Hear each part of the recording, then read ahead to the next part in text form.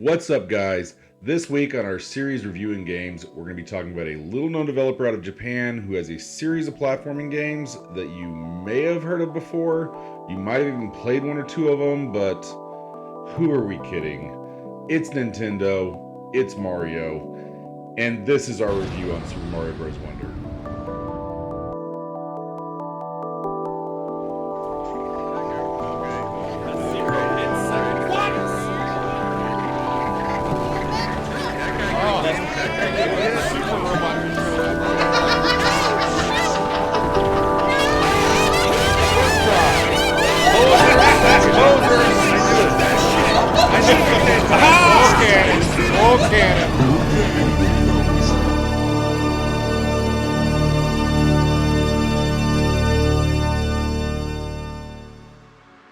For those of you that are not major fans of the series, Mario first appeared in 1981 in the original Donkey Kong game, where the pint-sized plumber had to climb ladders and traverse girders to make it to a large barrel-wielding gorilla at the top of each stage, all to save the damsel in distress that Kong was guarding from our unlikely hero. He then became the titular character of Mario Bros. In 1983, which was a simple arcade game where two plumbers cleared the sewers of strange creatures on a one-screen platformer. However, in 1985, the launch of the NES brought a new challenge for Mario and his brother Luigi. The title was Super Mario Bros., and it sparked a new generation of gaming. The series has had 23 original installments, as well as plenty of reboots and related series created. For a lot of people that grew up in the 80s and 90s, their first experience with video games was one of these titles. Since then, Mario has appeared in over 200 titles and is easily one of the most recognizable animated characters on a global scale. Nintendo is arguably the biggest gaming company to ever exist, and Mario is the tentpole of the entire enterprise.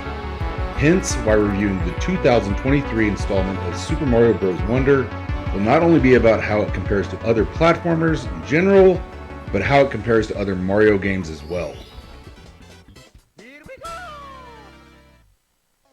At the start of the game, Mario has been invited to the Flower Kingdom. This is a typical trope in a lot of SMB games in that Mario and his friends gather for some type of party or event. But as usual, Bowser shows up to crash the party. He steals the kingdom's Wonder Flower and transforms it into a floating castle Bowser that flies across the kingdom, transforming everything into its path into a world much more fitting for the King of the Koopas. Unlike most games in the series, this one does not involve kidnapping one of Mario's friends, typically Princess Peach. Most likely because of all of Mario's friends are playable characters in this game. There are 12 playable characters, including Mario, Luigi, Peach, Daisy, 3 different Toads, 4 different Yoshis, and Nabbit. The only way that any of these characters vary in mechanic is if the Yoshis and Nabbit do not take any damage to enemies, and can also not use any of the power-ups. But they will still die if they fall in a pit or in lava. The characters, as well as the rest of the artwork in the game, seem to have been given a much cuter style. I believe this is due to the Wonder Flower mechanic. In SMB Wonder, aside from getting to the flag, most levels have a hidden Wonder Flower to find. If the player grabs this flower, the world around them, and sometimes the player themselves, is transformed until they find a hidden Wonder Seed. This art style works well for this mechanic, since inanimate objects frequently come to life during this effect, making it feel more magical and less scary. Collecting the Wonder Seeds is the primary goal of each level, and that they are needed to unlock the later levels and advance the game. SMB Wonder still has the typical race to the flag style levels, but these levels always have more than one Wonder Seed in them, as well as 3 large purple coins. Purple coins are used in the shops to buy Wonder Seeds and items. The traditional yellow coins still exist, but only for the 100 coins equal a free life mechanic that we're all used to. You will also want to grab the top of the flagpole whenever possible, as it is reported for level completion. Aside from these levels, there are also flying battleships, palaces, badge challenges, KO arenas, search parties, and break time levels. All of these levels will reward the player with more Wonder Seeds, and are necessary for anyone that wanting to see all aspects of the game. One of the aspects players will probably strive for is playing the levels in the bonus world of the game. They are the most challenging levels and are not necessary for beating the base game, but come on, Who doesn't love a good challenge? To get through these levels, there are a variety of power-ups that are given to the player. The traditional Mushroom, Fireflower, and Superstar that have been featured since the original SMB are still here, as well as some new additions in the Bubble Flower, Drill Mushroom, and the Elephant Fruit. The Bubble Flower allows the player to litter the field with bubbles, encasing and transforming most enemies into coins, and also giving the player something to jump off of for more height. The Drill Mushroom allows players to dig into the floor and ceilings, allowing them to reach hidden areas and get past obstacles. Emerging from this state will also damage unsuspecting enemies in your path. The most unique power-up in the game is probably the Elephant Fruit. It transforms the player into a rather large elephant that has weight and power to match. His trunk can be flipped to dispatch enemies in his path, as well as hold water to use on various tasks. Not to mention, it is way too much fun watching the crouch animation. It just looks ridiculous. I love it. Aside from just the power-ups, to help the players traverse through the game, there's a new resource called badges. They seem very similar to the mechanics that are typical in Metroidvania-style games, and that the player can activate particular badges and give them specific perks that make completing tasks more simple. These badges get unlocked through challenge levels, and for the most part are used to traverse the game more efficiently. Most players will likely find their favorite badge for their style of play and stick with it for most of the game. We played with the parachute cap mostly, since it seemed to make the co-op play much more easy to manage. There are two types of primary badges: action badges and boost badges. Action badges are used for mobility and can help the player get to more difficult to reach areas, while boost badges help to enhance the player's exploration with extra power-ups, more coins, better survival and detection skills sometimes. But you can only choose one badge, so you and your group need to make sure to pick the one that best fits y'all's playstyle. Some badges I can do without though. What kind of person wants to play without seeing their character on the screen? On co-op, this is absolutely terrible. I tried it on solo mode, it's better, but still, this badge just isn't for me. I mentioned the co-op because we did our entire playthrough in couch co-op, meaning there's 2 or more players on the same console sharing the same screen. This is a great way to play the game, but it does have its frustrations. There are some aspects that become much more easy in co-op. For instance, players can often cheese challenging parts of the game by having one player brute force it, while the other one just survives. It also has a really handy ghost mechanic where if a player dies and then manages to touch their teammate within 5 seconds, there's no loss of life. However, as we found, the most dangerous enemy in the game was often each other. One player is given a crown, and they're given priority in the game. All the other players are at the mercy of this player. If they go slow, you go slow. If they go fast, you go fast, or you just die.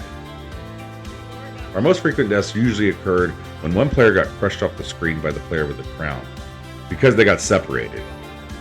There was a lot of frustration during the badge challenge level specifically, because there are movement tests that are meant to be telegraphed by a player in the center of the screen, but in co-op, there is no player in the center of the screen, unless there's only one player left alive.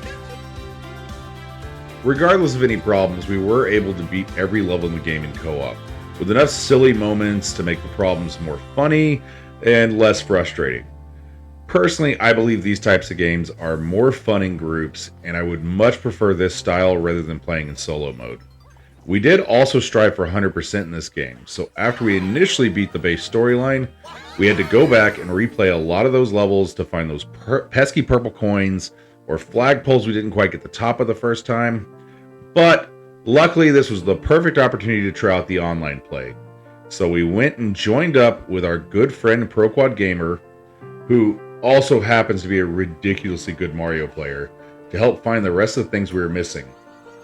A link to his Twitch channel will be listed below. However, the online play does leave the players from the previous games a little disappointed. In the most recent online co-op games, players could interact directly with one another and would share the same enemies, items, coins, etc. In this one, however, there's very little to be shared. Players are not allowed to collect anything for the other player. You both have your own individual world saves, and they don't combine for any collectibles at all. If you do manage to stay close enough together, you can revive each other, as well as give one of the players one of your stocked power-ups if you choose to do so. You can also use these standees, which are bought in the shops using the purple coins, to give players a easy revival spot in more difficult areas. This is a mechanic that we rarely used. After we got going for a bit, however, a lot of these flaws seemed less annoying, and the game became more about just having a good time with a companion that's just on the same journey as you are. We did manage to get the 100% in the game without ever losing interest or getting bored. With a lot of 100% completion games, the player gets to a point where tasks become too tedious to have fun. 3D World is a good example from this series of a game that asks a bit too much. I mean, top of the flag with every playable character in every level of the game just to get the completion rewards.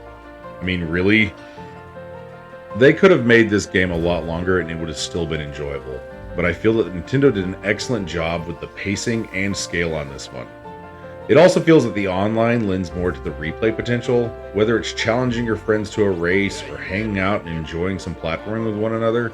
I feel like replaying this game wouldn't be something I wouldn't want to do. For all these reasons, I will give Super Mario Bros. Wonder a rating of play it now. This one was an excellent addition to the series. It seems to be a breakaway from the most recent 2D iterations of SMB games, which we got several of, and they kind of started to feel like DLC expansions of one another. However, this one feels like a fresh SMB experience, in that it's unlike any of its predecessors. Whether it was the influence of the Mario movie coming out this year, or the change of Mario's voice actor in the game for the first time ever, it felt like Nintendo was welcoming a new generation of Mario players without managing to disappoint the longtime fans. The only reason that this does not get my top rating is that ultimately Nintendo comes out with a new Mario game almost every year, and a casual player will likely have a new one to play before they feel the desire to load this one back up again.